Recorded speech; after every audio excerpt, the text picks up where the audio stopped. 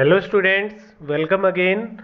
So in last lecture we discuss the infectious disease and non-infectious disease, or you can say communicable disease and non-communicable disease. In this lecture we are going to study infectious disease in more detail. हम उसको थोड़ा और detail में जाके study करेंगे. ठीक है, means हम समझेंगे कि उनके पैथोजेंस क्या है, कौन कौन से वेक्टर्स हैं जिनसे इन्फेक्शियस डिजीज एक हेल्दी पर्सन में इन्फेक्टेड पर्सन से स्प्रेड हो सकती है. ठीक है, तो अब आपको पता है what are infectious disease. The disease which spread from a person to another easily are called infectious disease. ठीक है, क्लियर है. Pathogen the organism which causes disease. ठीक है, कोई हेल्दी पर्सन है. ठीक है, ये है आपका कोई हेल्दी पर्सन. ठीक है, इसके अंदर किसी बैक्टीरिया ने इन्फेक्शन कर दिया. ठीक है, किसी बैक्टीरिया ने इन्फेक्शन कर दिया तो उस बैक्टीरिया को हम बोलेंगे पैथोजन. ठीक है, क्या बोलेंगे उसको? पैथोजन. कल भी हमने डिस्कस किया था. The organism which cause disease. जो ऑर्गेनिज्म डिजीज कोज करता है उसको हम क्या बोलते हैं? पैथोजन. ठीक है, क्लियर है. फिर दूसरी जो टर्म है वो है वेक्टर. क्या है? वेक्टर. वेक्टर डिजीज कोज नहीं करते. Vector does not cause disease but they spread disease. वो डिजीज कोज नहीं करते लेकिन वो डिजीज को स्प्रेड करते हैं, फैलाते हैं. एक इन्फेक्टेड पर्सन से हेल्दी पर्सन में डिजीज फैलाने का काम कौन करते हैं? वेक्टर. मीन्स ये क्या है? व्हीकल्स की तरह है कि एक हेल्दी पर्सन में, मीन्स एक जो इन्फेक्टेड पर्सन है उससे हेल्दी पर्सन में डिजीज ले जाने का काम कौन करता है? वेक्टर्स.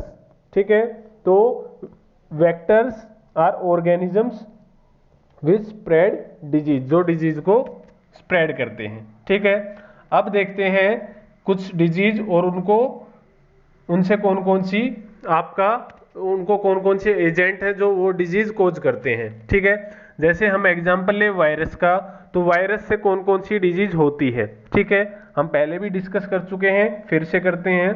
कॉमन कोल्ड है. कॉमन कोल्ड किससे कोज होगी? वायरस से. तो वायरस क्या है यहाँ पर? पैथोजन. ये जितने भी हैं ये सारे क्या हैं आपके? पैथोजन. ठीक है, क्या है? सारे पैथोजन. मीन्स ये डिजीज कोज कर रहे हैं. तो वायरस से होने वाली डिजीज कौन कौन सी है? कॉमन कोल्ड किससे? रिनो वायरस से होती है. इन्फ्लुएंजा, इन्फ्लुएंजा वायरस से होती है. मीजल्स, मीजल्स वायरस से होती है. मम्स, मम्स वायरस से होगी. चिकन पॉक्स भी वायरस डिजीज है. एड्स है वो HIV वायरस से होती है. हेपेटाइटिस बी है, हेपेटाइटिस वायरस से होती है. मीन्स ये जितनी भी डिजीज है ये आपकी वायरल डिजीज है. मीन्स ये इनको कौन कोज करेंगे? वायरस. ठीक है, फिर नेक्स्ट कैटेगरी पे चलते हैं, बैक्टीरिया कि ऐसे कौन कौन से बैक्टीरिया हैं, कौन कौन सी डिजीज है जो बैक्टीरिया कोज करते हैं. ठीक है, तो कोलेरा डिजीज है. कोलेरा कौन करता है? विब्रियो कोलेरी बैक्टीरिया होता है, वो कोलेरा डिजीज करता है. फिर टाइफाइड है.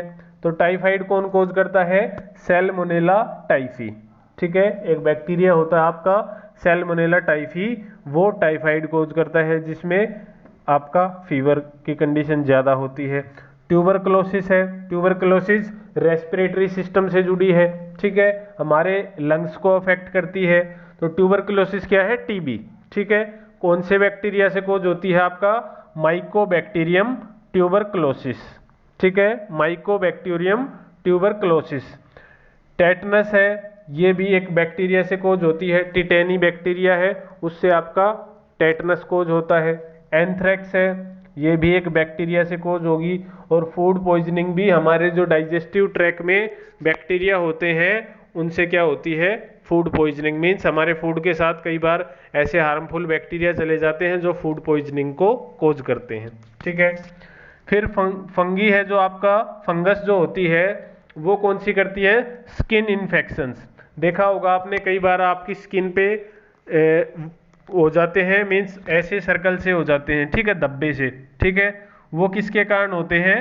फंगल इन्फेक्शन के कारण. ठीक है, तो फंगस है वो ग्रो कर जाती है आपके ऐसे एरिया में जहाँ पर मॉइस्चर ज़्यादा हो. ठीक है, मीन्स जहाँ पे आपका स्वेट वगैरह पसीना ज़्यादा आता हो और वहाँ पर मीन्स अच्छे से प्रॉपर एयर ना जा पाए, उन एरिया में फंगस है आपकी बॉडी में ग्रो कर सकती है, तो वो कहाँ करेगी, आपको स्किन पे इन्फेक्शन कर सकती है।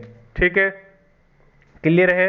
जैसे आपके रिंग वॉर्म हो सकता है, रिंग वॉर्म मीन्स ऐसे आपका स्किन ऐसे हो जाएगी, ऐसे सर्कल बन जाएगा राउंड। ठीक है, क्लियर है। फिर है प्रोटोजोआ। प्रोटोजोआ से कौन कौन सी डिजीज होती है, मलेरिया हमने डिस्कस किया था। मलेरिया किससे होता है, प्लाज्मोडियम वाइवेक्स।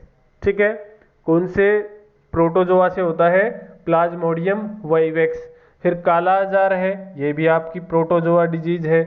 अमीबिक डिसेंट्री है, अमीबा से होगी। ठीक है, क्लियर है। स्लीपिंग सिकनेस है, ये भी आपका किससे होती है, ट्रिपेनोजोमा एक प्रोटोजोआ होता है, उससे स्लीपिंग सिकनेस होती है। स्लीपिंग सिकनेस में क्या होता है कि जो सोने का जो टाइम है, स्लीपिंग जो टाइम है वो इंक्रीज हो जाता है। मीन्स पहले जो पर्सन होगा उसको 10 आवर्स की नींद आएगी, फिर ये इंक्रीज होता जाएगा और एक टाइम ऐसा होता है कि जो पर्सन होगा वो 24 आवर्स सोता ही रहेगा। ठीक है, अगर उसको ट्रीट नहीं किया गया तो वो 24 आवर सोता ही रहेगा और एक कंडीशन ऐसी आएगी कि सोते सोते उसकी डेथ तक भी हो जाती है। ठीक है, अगर उस स्लीपिंग सिकनेस की बीमारी को, डिजीज को ट्रीट नहीं किया जाता। क्लियर है। ये है कुछ आपकी ऐसी डिजीज जो प्रोटोजोआ से होती है। फिर वॉर्म्स जो होते हैं आपके, राउंड वॉर्म, फ्लैट वॉर्म, ठीक है, इनसे भी डिजीज होती है। इनसे कौन कौन सी डिजीज है आपकी, इंटेस्टाइनल इन्फेक्शंस, जो हमारे स्मॉल इंटेस्टाइन में इन्फेक्शंस होते हैं उसका रीजन कौन होते हैं, आपके वॉर्म्स। ठीक है, एलिफेंटिएसिस है, ये हमने देखा था शुरुआत में, जो हाथी पांव की डिजीज हमने देखा था, उसमें जो पैर था वो काफी स्वेल हो गया था, तो वो एक वोम के कारण होता था, जिसको हमने बोला था फिलेरियल वोम। ठीक है, फिलेरियल वॉर्म। ठीक है, उससे आपका एलिफेंटिएसिस जो डिजीज है वो कोज होती है, वो क्या है, एक वॉर्म है। ठीक है, क्लियर है। तो ये कुछ आपके क्या थे, इन्फेक्शियस एजेंट्स और इनसे होने वाली डिजीज। ठीक है, फिर नॉन इन्फेक्शियस डिजीज कौन सी होती हैं, हमें पता है, the disease which do not spread from one person to another are called non infectious disease. ठीक है, कि कुछ वो डिजीज जो एक इन्फेक्टेड पर्सन से हेल्दी पर्सन में स्प्रेड नहीं होती, उनको हम बोलते हैं नॉन इन्फेक्शियस डिजीज। हमने कल एग्जाम्पल भी देखे थे, जो आपका कैंसर है, आपका क्या है, डायबिटीज है। ठीक है, ये सब कैसी थी, आपकी नॉन इन्फेक्शियस डिजीज। ठीक है, रिकेट्स था, आपका स्कर्वी था, ये सब क्या थे, नॉन इन्फेक्शियस डिजीज। मीन्स ये एक इन्फेक्टेड पर्सन से जिसको डिजीज है, उससे एक हेल्दी पर्सन में जिसको डिजीज नहीं है, उनमें नहीं फैलती, नहीं स्प्रेड होती। ठीक है, क्लियर है। तो वो कौन सी होंगी, दीज आर फॉलोइंग टाइप्स, जो मीन्स आपकी जो नॉन इन्फेक्शियस डिजीज है वो कैसी होती हैं। ठीक है, उसके टाइप्स कौन कौन से हैं। तो फर्स्ट है आपका डेफिशिएंसी, मीन्स ऐसी डिजीज जो हमारी बॉडी के अंदर किसी न्यूट्रिएंट या हार्मोन की कमी के कारण होती हो।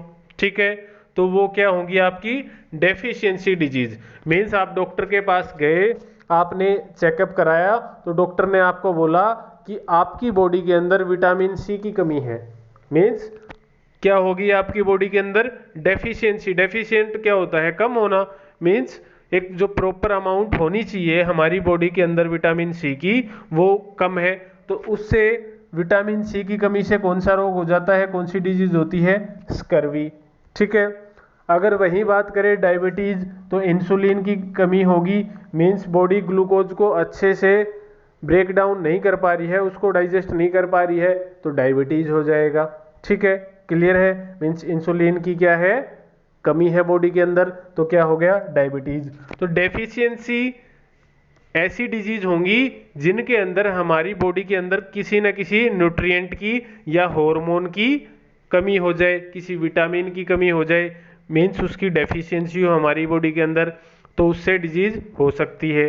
ठीक है, सेकंड है allergic, when body is hyper sensitive to foreign elements. ठीक है, कि कई बार क्या होता है, हमारी बॉडी जो होती है वो हाइपर सेंसिटिव हो जाती है। मीन्स अगर कोई भी पार्टिकल हमारी बॉडी के अंदर बाहर से आया तो हमारी जो बॉडी होती है उसको एकदम से सेंस करती है बहुत जल्दी और उसका रिएक्शन करती है। रिएक्शन किस फॉर्म में करती है? वो उसके अंदर आपको एलर्जिक रिएक्शंस दिखाई देंगी, मीन्स रैशेज हो जाएंगे, धब्बे हो जाएंगे, ठीक है, एलर्जी में जो होते हैं।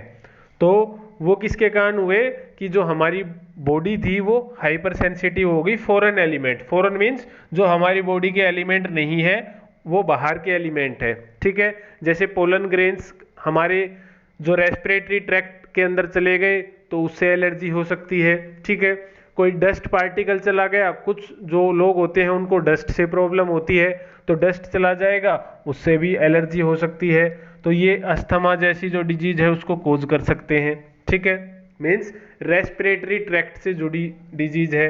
जब हम सांस लेते हैं तो उससे हमारी नेजल पैसेज जो होता है, जो एयर पैसेज होता है, उसमें कोई बैक्टीरिया चला गया, कोई आपका और पार्टिकल चला गया जो हमारी बॉडी का नहीं था, ठीक है। थर्ड है कैंसर, कि हमारी बॉडी की सेल्स कई बार क्या होती है, अनकंट्रोल्ड डिवीजन करना स्टार्ट कर देती है, ठीक है।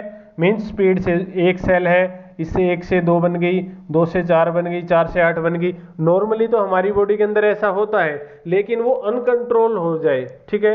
एक कंट्रोल्ड वे में तो हमारी बॉडी के अंदर सेल डिवीजन चलेगा।